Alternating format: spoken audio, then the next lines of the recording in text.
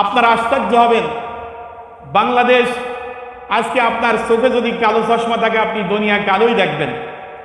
Social মিডিয়ার মাধ্যমে আমি দেখতে পেলাম 1 মিনিটের ভিতরে তারা গড় একটা হিসাব করছে। 1 মিনিটে গণভবন থেকে 26 লক্ষ টাকা পাচার করেছে সাবেক প্রধানমন্ত্রী।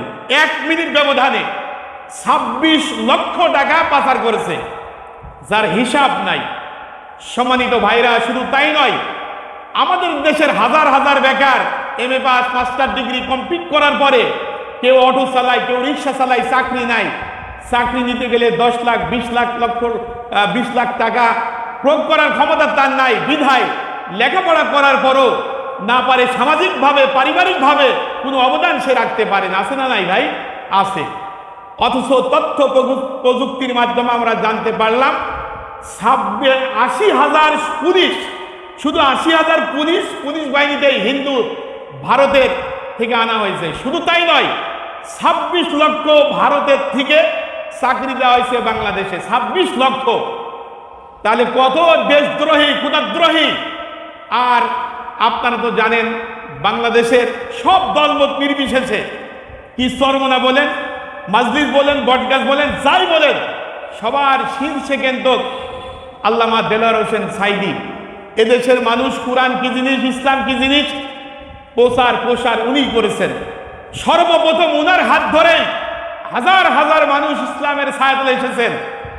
সেই লোকটাকে আমার ভাইরা যত প্রকারের নির্যাতন আছে, নির্যাতন করে লাস্ট ফিনিশিং শহীদের দার মর্যাদা দিয়ে পৃথিবীর থেকে বিদায় করে আমার ভাইরা তারই রেখে যাওয়া তাফসিরুল কোরআন মাহফিল।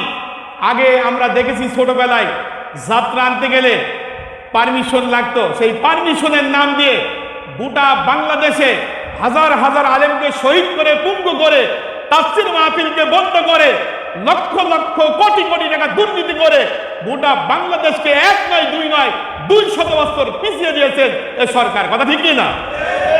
এই জন্য সম্মানিত ভাইরা, আল্লাহ সুবহানাহু তাআলা সব যত মানুষ যে পাপ করুক, গোপনে করুক আর ওপেনলি করুক, এ অবজার্ভ করেন কে?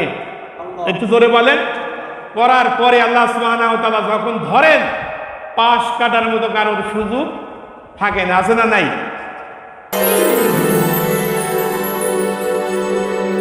Noten TV Kashti